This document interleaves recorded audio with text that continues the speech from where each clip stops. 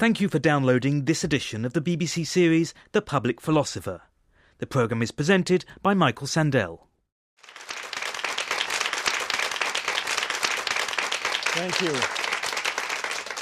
Thank you. My name is Michael Sandel. Previous editions of the Public Philosopher program we've recorded in Britain, in the US, and in India. And now we're in Tokyo cooperating with Japan's national broadcaster NHK.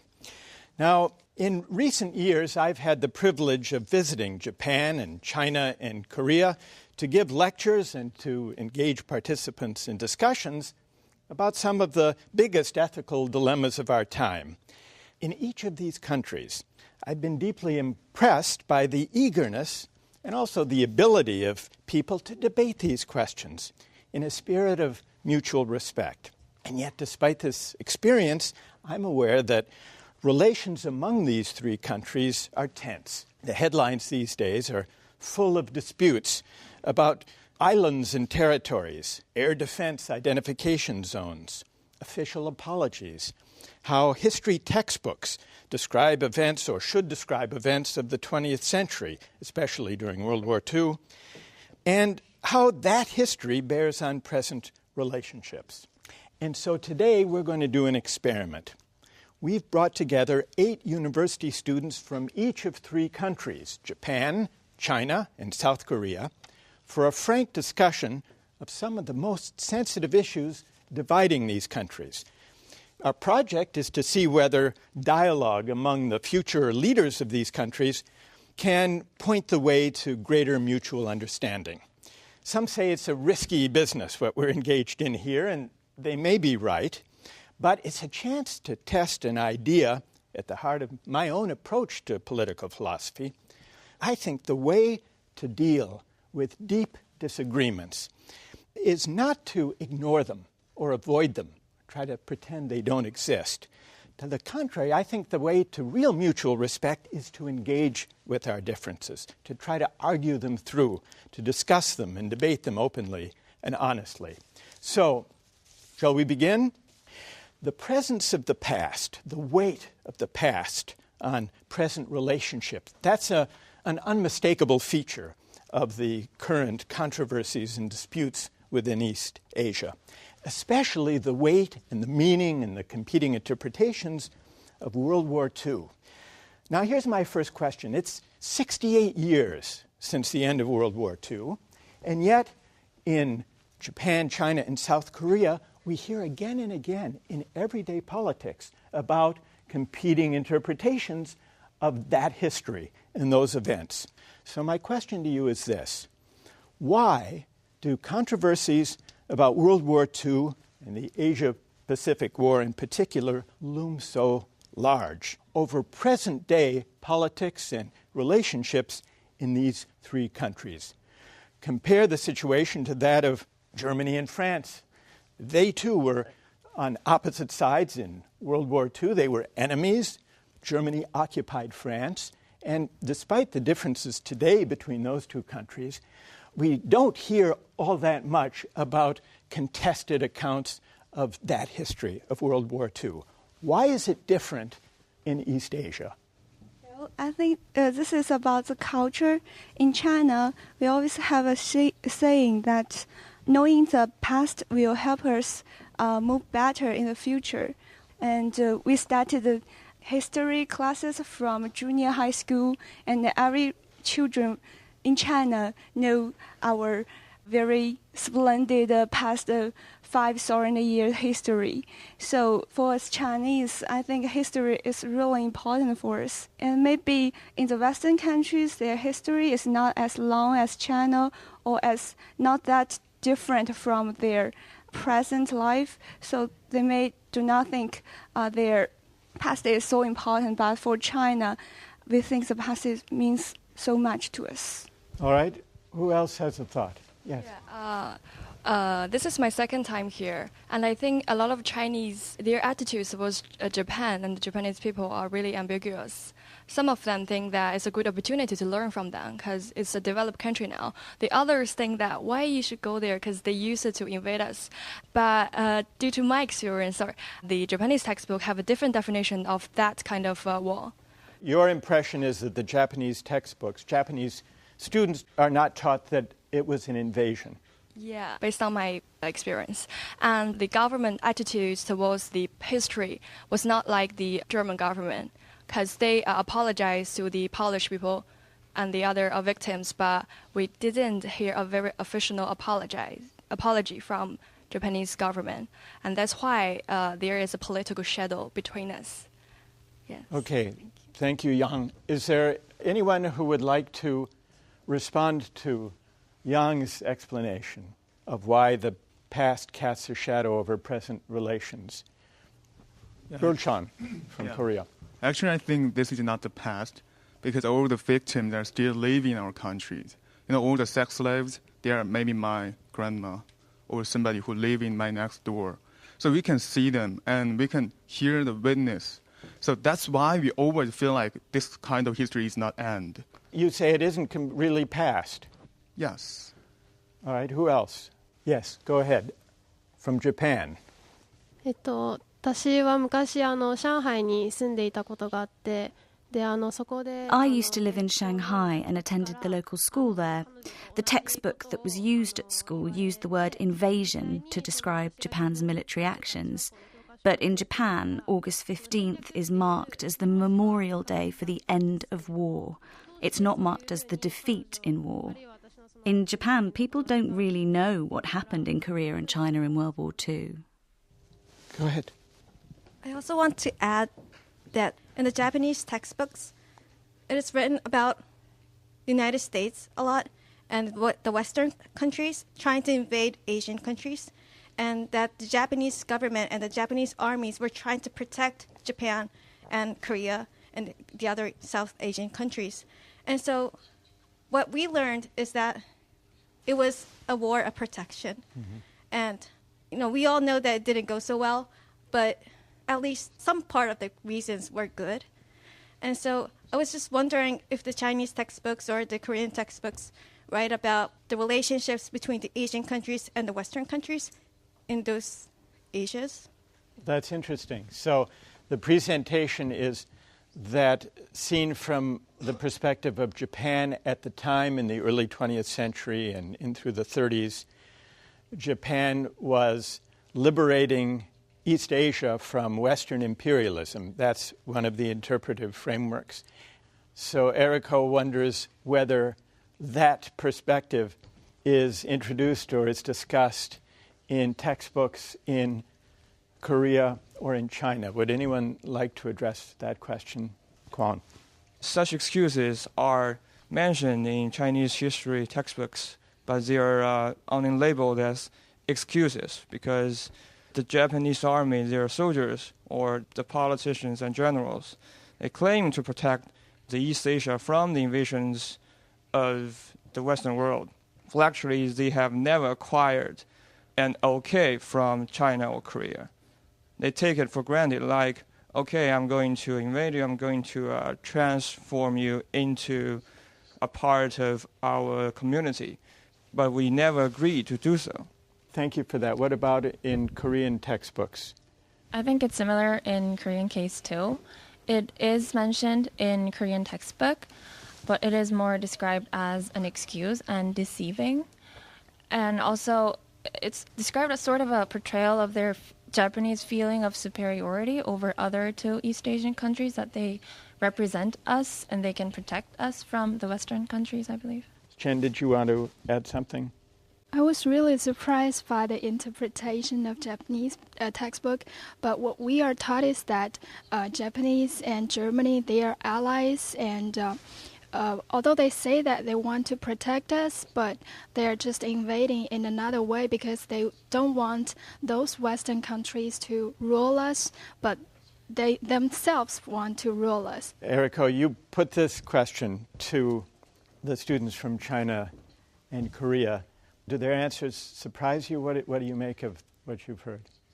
I wasn't particularly surprised, but maybe actually it was more about protection of Japan, solely Japan. And to maintain the independence of Japan as one country, we just needed the other Asian countries not to be colonized by the Western countries. Maybe the Japanese interpretation is a little problematic. Who else would like to comment on this? Naoya. 私この問題については置かれた状況に違うと思ってまして例えば During the war, the United States dropped atomic bombs on Nagasaki and Hiroshima. This is featured in the textbooks, but there's less about what we did. The natural tendency in textbooks is to emphasize what was done to us rather than what we did to others. Yes, yes. Can we hear now from a Chinese student? Wu. I know that actually Japanese government has apologized several times for their crimes committed. The latest time is that the Prime Minister of Japan, he make an apology in Hong Kong University. But what really make us feel that the apology is not sincere is that Japanese government always say in a way but behave in another way. Like the textbooks issue, like they always issue some articles or books, like in the title of Does the Nanjing Massacre Really Exist? So that's what makes us angry, and we hope they can keep their words and they really feel sincerely sorry for us. Wu, you just mentioned the official apologies that Japanese prime ministers have made over the years. One of the most famous was on the 50th anniversary of the end of World War II. Yeah, I know you can search the Wikipedia, and there is a list of government Japan's apology. I'm shocked because in my experience, we are never told that Japan has apologized to us. Uh-huh. Yeah. In fact, one of the famous apologies was on the 50th anniversary of the end of the war by Prime Minister Murayama, who said through its colonial rule and aggression, Japan caused tremendous damage and suffering to the people of many countries, particularly to those of Asian nations. These are irrefutable facts of history, and I express here once again my feelings of deep remorse and state my heartfelt apology. Hearing Wu mention those previous official apologies, does that surprise you? Can we hear a Chinese perspective on that issue? I already know that Japan government had made some apologies, but I also read some articles critical about that. In one article, they argue that there are several words for apology, meaning sorry in Japanese, and it have different level. Some are in the level of sorry, I step on your shoes, and some are very serious. And when they apologize, they try to avoid the really serious usage of the word. So it doesn't feel very good in the apology. So you question the sincerity of the apology. Yeah. What about the students from Korea? How do you view this question? Yunhee. Yeah. Apart from Murayama conversation, there was another apology that the Japanese government made in 1993 called Kuno conversation. And in that apology, Mr. Kuno actually admitted that the sex slaves existed during the colonization of Korea and China and other countries. But nowadays, my impression is that even though the person made it publicly clear that there was sex slaves existed in the past, there are some movements of actually modifying the conversation. And it feels like depending on which government is ruling the country, the stance that they're taking can be different. So it's interesting you mentioned the Kuno statement. This was in 1993 about the sex slaves, the so-called comfort women, expressing an apology. Of the Korean members of our group, is everyone familiar and aware of the apology, the Kuno statement? Go ahead. I think many of the students would know about Kuno's statement, but not for like the actual statements itself, it was used in the articles or media as why the Japan tried to change or revise or reinvestigate the Kuno statement. So you heard about it in the context of the recent controversy and speculation about whether it would be revised or reinvestigated. Yes. Let's hear now from a Japanese student. Yes. こういう意見がいいかどうかわからないんですけれども、日頃から思うことが It is possible to take responsibility for something that you actually did yourself. I know what Japan did. Japan behaved in the worst possible way. But I didn't do it. So how can I take responsibility for it? How can I apologize? All right, so Ayumi is raising a broader philosophical question, which is, we're talking here about apologies for past wrongs by previous generations. And Ayumi is asking, how can that be, really? I can certainly apologize for an injustice that I myself committed. But is it even possible, morally speaking, to apologize for something that somebody else did? My grandfather, let's say, or my people in a previous generation.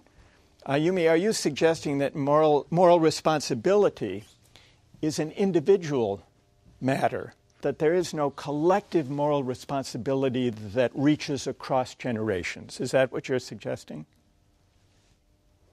そうですね。例えば戦争の話にしても、私たちは確かに戦争を犯して侵略戦争を犯したっていう。Certainly, Japan invaded other countries in the region, and we have to know about the past and prevent the same sort of thing from occurring again. We're responsible for making sure it doesn't happen again. But we, the younger generation, how should we apologize? In what way should I apologize to my Korean friends, for example? I get confused about whether I should apologize or not. Here we are. No one here, including me, was even born during the time of World War II.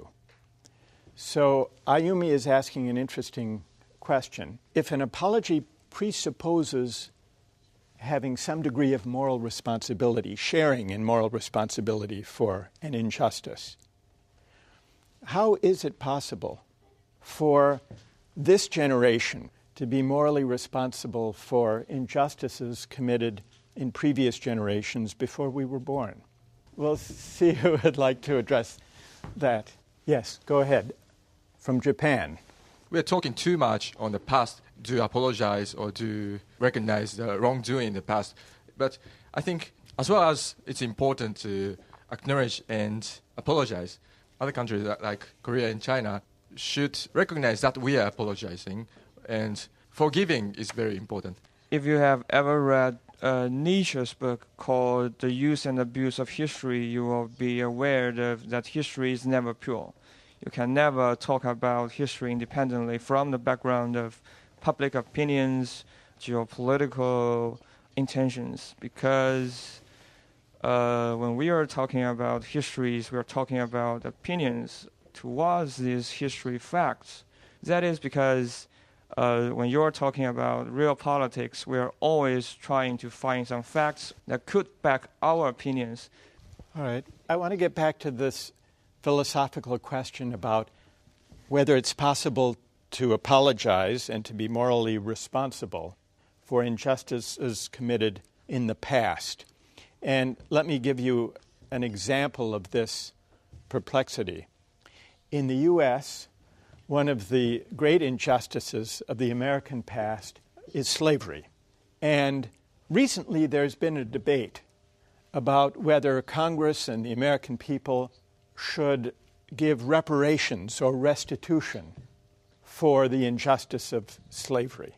And there was a debate about this in the U.S. Congress. And one congressman who was opposed to reparations for slavery made an argument very similar, Ayumi, to yours. He said, I never owned any slaves. Why should I have to pay for the injustice of slavery, which happened generations ago before I was born? Ayumi, that essentially was the challenge that you put to us. Yes? What do you think about that argument? A voice from South Korea. Yes. Well, technically that's true because he or she never owned the slave. And he or she could argue that I don't have any responsibility. But I think there's no human can live on this earth without our ancestors, which means everything is connected from the past. It seems like we gain benefits from the past and we try to avoid the benefits from the past is really injustice. So if we want to utilize our life from the past things, then we also have to have responsibility from the past as well. All right, so Sung-hyun raises a very interesting point. You're saying we're defined by our past, whether we like it or not, and therefore what our ancestors did has some claim on us. And he's also suggesting, if I understand you right, that if we're to benefit from the accomplishments and achievements of the past and take pride in them, even though we weren't around to carry out those achievements, doesn't it all go together? Don't we also have to take responsibility for the darknesses and the injustices of our ancestors or our great-great-great-grandparents? Ayumi, that's a pretty interesting reply to your challenge. Do you find it persuasive? そうですね。その過去の恩恵を受けている以上、責任を取らなければいけないというのはすごい納得します。Well, since we benefit from the past, we also have to take responsibility for it. Yes, that's persuasive. I agree with that. But my point is that it is the government who should apologise. As an individual, we have to know what happened in the past and to use that knowledge in our future behaviour. That's the way for individuals to take responsibility. So you agree that the government, as a representative of the people extended across time, can give an apology for past wrongs, but that you're less sure or you find puzzling how, as individuals, we can understand the past as bearing on our personal relationships with people from other societies or traditions or countries. Yes, go ahead. From China. Chon. I think as for our young generation, we need a clear attitude from their young generation that they really learn from the history. And as for our previous generation, they really need to apologize. We need to confirm that we will never repeat the history, because those who forget the history or rewrite the history or change the history will doomed to repeat it. We are not angry at what happened 50 years ago. What we really angry at is their attitude that they're not aware of the influence or impact of the war. So I think we really need to fix this. I think there's certain kinds of circumstances in which even as a person, one person, we become a symbol of our country, especially when we go to foreign countries. For example, I've met some students from Asian countries that came to Japan and they became the victim of hate speech. And when I hear those stories from them, automatically I apologize. It's just how it works. Eriko, it's interesting the example you gave. It brings out the personal character of moral responsibility. Here, when you were apologizing to a victim of hate speech against Koreans in Japan, this was a case where you were not apologizing for a wrong you personally had committed. And yet, you were not remedying a historic injustice. You were addressing an immediate injustice, even though you yourself had not committed that injustice. Now, how does that work, morally speaking? Because even though it's not across generations, it seemed to you to make moral sense to give an apology for a wrong committed by one of your fellow countrymen. Because when it's impossible to be apologized by the direct perpetrator, you need some kind of a symbol that do it for you. I can become that symbol. Because you can become that symbol, because why? I'm Japanese or I look this way. Because you feel you're a member of the community. Or at least they think that I'm a member of a community that had done the injustice. Let me ask you another question about a public apology. Do you think that the United States should apologize to Japan for dropping the atomic bombs on Hiroshima and Nagasaki? So everyone in our groups from China and Korea say yes. And two of the 8 members of the Japanese group say no. Let's first hear from those who think the U.S. should apologize. What would be your reason? And then we'll hear from those who disagree. Yes. The use of A-bombs in Hiroshima and Nagasaki, they are tragedies, big tragedies. I don't know whether the generals of the American army, they are aware of how powerful these A-bombs would be. But after they're dropping the bomb, they cause huge damages and cost tens of thousands of lives of civilians. And that is a must for the American government to apologize. All right, now I'd like to turn to the 2 members of our Japanese group who said that they do not think the United States should apologize. Shintaro? 謝罪する必要はないと思います。で、まず一つ確認しておきたいのは、原爆を落としたことっていうのは非人道的な行為であること。I don't think they need to apologize. The dropping of the atomic bomb was, of course, inhumane. But it wasn't done by the current generation. And the people who are living in Japan now are not the direct victims. Mm-hmm. And Mako, you also said you didn't think the United States should apologize. What's your reason? その謝罪をするっていうその国があるいはその As a Japanese person, I feel ashamed about the past actions of Japan and think we have to apologize for that. But for individuals to feel shame about what their country does reflects a sort of nationalism. Shame arises from a feeling of loyalty to one's country. That's the kind of nationalism that's linked to willingness to die for one's country. And so in some sense, I think that feeling shame for past actions is linked to a worrying kind of nationalism. That's very interesting. All right, let me make sure I understand it.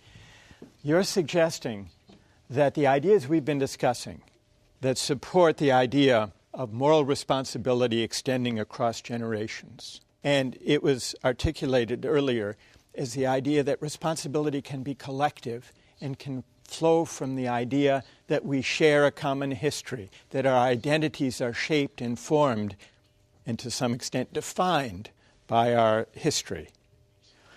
You see a danger in that way of thinking because you think that way of thinking about our past and ourselves too easily slides into nationalism. And that's why, even for an act such as dropping atomic bombs on Hiroshima and Nagasaki, even for that act, you hesitate to say the U.S. should apologize because that would imply a strong sense of collective, historic, communal identity that you are concerned fuels and supports nationalism, which you worry about. Yeah? Okay, that's very interesting. I want to ask one other question while we're still on the subject of history. Thinking back to your years in junior high and high school and the history books that you read, what was, do you think, the most important historical fact or event that your history books downplayed or ignored? Yes. Wu, from your history books in China. I think China's history books ignored the bad influences of the China's Cultural Revolution. I think it's really a big pity, but our government, they failed to face the truth. I think I always doubt, does the history told by the Chinese government or by Japanese government, by Korea government, is the history itself? The only thing we can do is to find the truth ourselves. All right. What else is missing in the textbooks that you read, missing or downplayed? I feel that there are so many things missing in Japanese textbooks. For example, when I was a child, I went to Singapore, and I went to some kind of museum and knew what Japanese did in the past to the people of Singapore or the Malay people. From that time, I became skeptical. I felt that I can't trust what is written on the Japanese textbooks. Okay. Wu? As in a period in 1958 to 1960 in Chinese history, we call this period natural disaster. In that period, millions of Chinese people died of hunger. But in textbook, we call it natural disaster. We blame this disaster to the natural reasons. Actually, my father and my grandfather told me that it's not the natural disaster at all. It's about our government's wrong policy. Now more and more I realize that it's a fault of our government. And I think it takes courage for our government to admit it. Do you think history textbooks should have as one of their goals to promote patriotism? Eriko. I do think that the history textbooks are being used to flourish the patriotism in our countries, and I think that's common in the East Asian countries. But I think that's very unhealthy, and being brought up in the United States for a while, I see the patriotism in the United States and in Japan very different. In Japan, patriotism is always stemmed upon historical facts and what good our countries did for us. But in the United States, or maybe in France also, it's about ideals like freedom and liberty. It's future-oriented ideals that we gather together to make happen. But in Japan, we don't have that kind of common ideals or common values that we want to venture together to make in reality. And so you're suggesting that national identity in Japan is more connected with a certain historical narrative and a shared history than with adherence to certain ideas or principles. And I think we have to shift it in order to have a healthier kind of patriotism. Interesting. Wu, would you like to reply? I remember the saying, forget the past and you will lose an eye, but dwell on the past, you will lose both eyes. So it's time for both of us to work toward the best future with both eyes open. All right, very good. I want to take one last poll by a show of hands. Raise your hand. Maybe this is an easy question. If you love your parents, raise your hand and keep it up. All right, I can report that we have unanimity on at least one question today. Everybody loves his or her parents. Now, keep your hands up, and let me ask you a second question. How many of you love your country? So, Mako, you lowered your hand. Everyone else kept his or her hand up, although Eriko is unsure. She's putting her hand up and down. I can't quite tell. So, love of parents or family and love of country, morally speaking, do they draw from the same source? Are they morally analogous? Or are they different? So we have to ask you, Mako, because you said you do love your parents, but you don't love your country. Why is that? 国家がその創造の共同体とか言われているように、その The nation state has been described as an imagined community. Some people regard the nation state as an extension of the family, but I love my parents and I don't love my country. That may sound contradictory, but I want to love people with whom I've had real contact.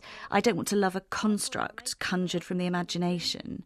I love my parents because my parents took care of me and loved me, and I love them back.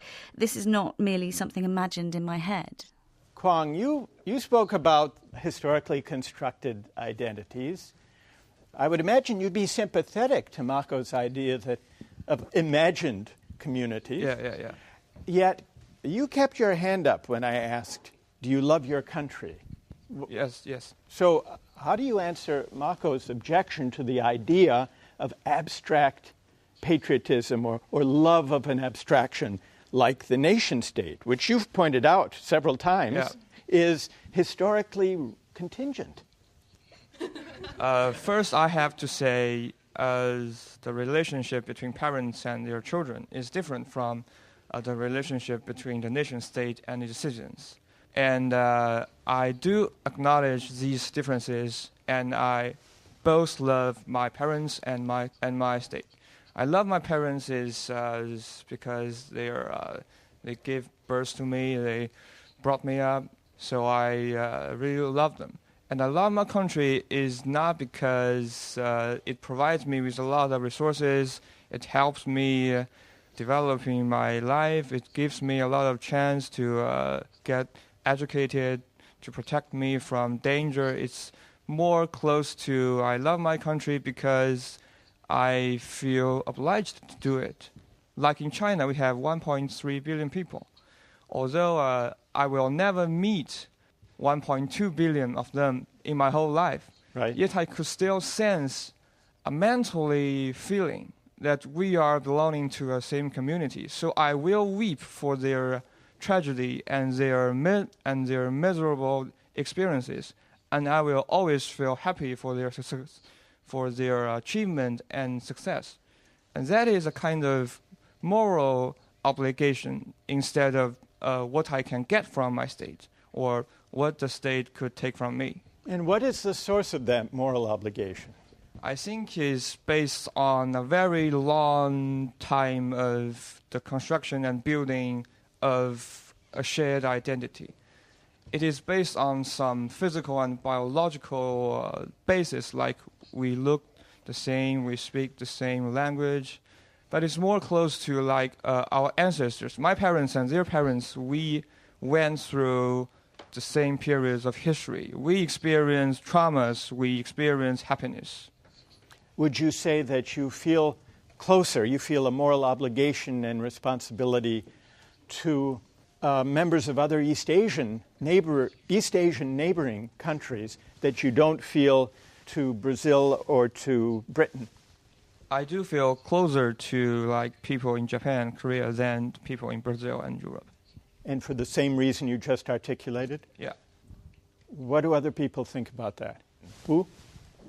Yeah, I want to share my feelings for my country.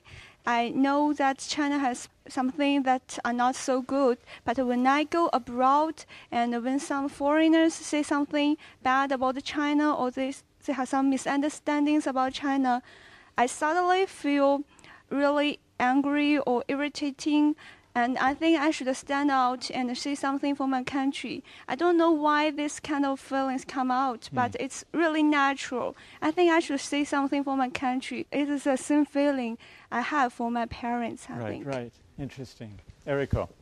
In the poll, I didn't raise my hand, but I couldn't put it down. Right. It was caught somewhere in between. Yes. And the reason is that I don't actively love my country, but I don't hate it. When people say that you have to love Japanese culture, or because I'm Japanese, I have to feel connected to the East Asian cultures that originated in China, I really feel that I'm compelled to do so. It's really not natural for me. And yet, you told us earlier that when a Korean in Japan was subjected to hate speech, you felt, as a member of the Japanese community, the obligation to apologize. Yes. That's because the other person, the victim, see me as a Japanese symbol. So I don't see myself as a Japanese symbol, but as far as they see it, I'm a Japanese symbol. So I feel the responsibility to act respectively. All right. Well, one thing that has struck me listening to this really remarkable conversation is that maybe someone who hadn't seen a discussion like this would expect, maybe some of us expected, that the differences would be between each group. But what I've noticed is that sometimes that's been true to some degree, but other times there have been differences of opinion within each group, just as much as there have been differences of opinion across the three countries. So how to bring this remarkable conversation to a close? Maybe with just a couple of observations. First, listening to the discussion has strengthened my conviction about political philosophy, that the way to achieve mutual respect in the face of disagreement is not to ignore those disagreements or to set them aside as if we could pretend that they don't exist. I think a truer way to mutual respect is to do really what we've been engaged in today, to engage directly, honestly, frankly, with views and attitudes with which we may disagree, and to try to work it through. Not because it will guarantee agreement, but it will contribute to a deeper mutual understanding. So that's one observation. Another is, I was struck by the observation of many of you that the willingness to face up to the dark aspects of our past, the willingness to criticize unjust policies of one's own government, that this willingness is not inconsistent with loving one's country. In fact, it may be the highest form of patriotism. And finally, listening to you gives me hope that one day soon you will be able to draw upon the spirit of honesty and reflectiveness that has been on such remarkable display here, to build a deeper mutual understanding among these three countries, and by doing so, help make this world a better place. Thank you all for joining me for this edition of The Public Philosopher. Thank you.